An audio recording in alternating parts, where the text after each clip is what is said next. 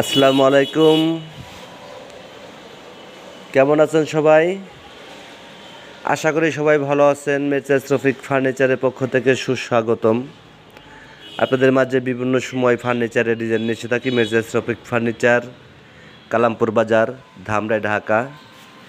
এখান থেকে পাইকারি খুচরা সুলভ মূল্যে ফার্নিচারগুলো বিক্রি করা হয়।